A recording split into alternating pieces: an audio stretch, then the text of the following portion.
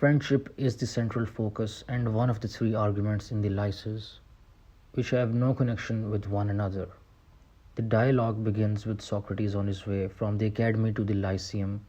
On his way, Socrates runs into two men, Hippothales and Ctesippus, who suggests that he join them for some conversation.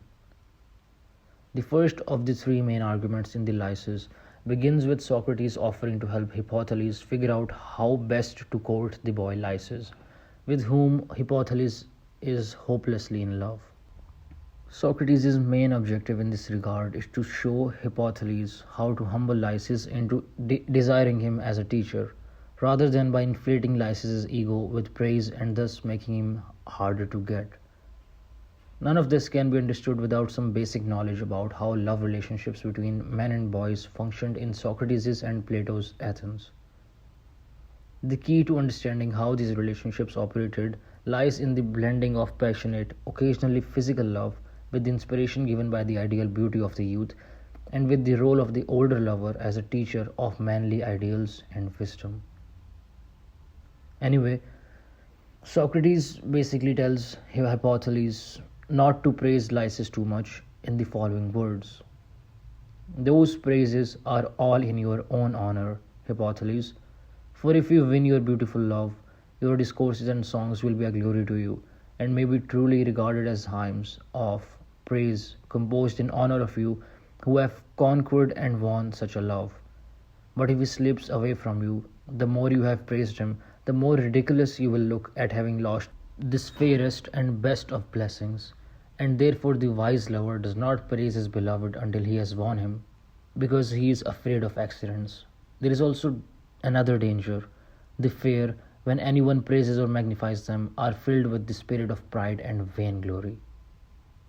After this, Socrates gets into a conversation with Lysis about how Lysis' parents do not trust him with anything, at the end of which Socrates convinces Lysis that he is currently a slave to his parents, and that the only way out of this situation is through greater knowledge and understanding, because his parents distrust him not because they do not love him, but because he is not wise enough yet to be entrusted with some things. Moving on, a lengthy dialogue about the nature of friendship then commences, with Socrates proposing ideas and Lysis and Menexenus alternating in brief expressions of agreement. A number of causes of friendship and definitions of the friend are considered and rejected in the dialogue. First, Socrates considers whether the lover or the beloved is the friend, and rejects both because it is always possible that the beloved hates the lover. The second set of propositions argues that like is the friend of like, and then that unlike is the friend of unlike. The former is rejected because like can desire or need nothing from like, and the latter because it seems a monstrous idea that the good would be the friend of the bad. Socrates does this in the following manner. He says, the statement that like must love like is perhaps only half true if the remaining were rightly apprehended by us. For the more a bad man has to do with a bad man, and the more nearly he is brought into contact with him, the more he will be likely to hate him, for he injures him, and injurer and injured cannot be friends. Then one half of the saying is untrue if the wicked are like one another. But the real meaning of the saying, as I imagine, is that the good are like one another and friends to one another, and that the bad, as is often said of them, are never at unity with one another or with themselves. For they are passionate and restless, and anything which is at variance and enmity with itself is not likely to be in union or harmony with any other thing.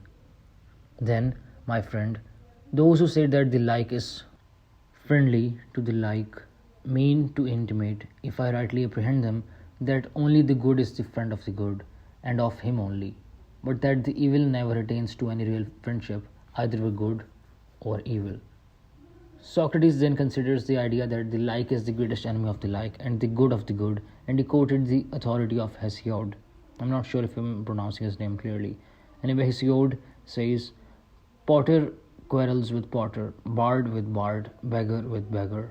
The most like are most full of envy, strife, and hatred of one another, and the most unlike of friendship.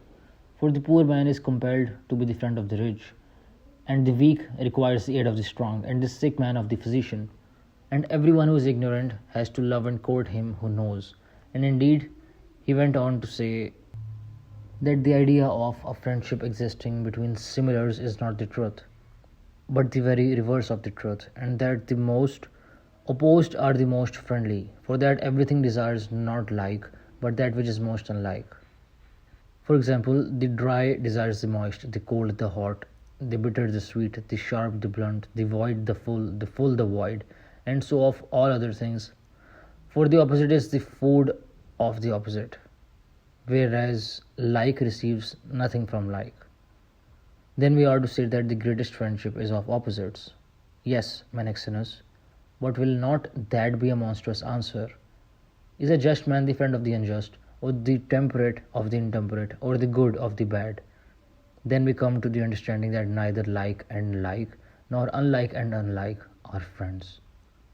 After this, a third hypothesis suggests that the good is the friend of that which is neither good nor bad, and that this neutral agreement is motivated to befriend the good because of the presence of surrounding evil. This answer seems good but is soon rejected.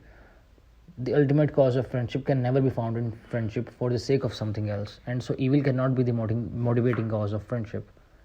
The final thesis is simply that desire, which is in itself neither good nor evil, causes friendship.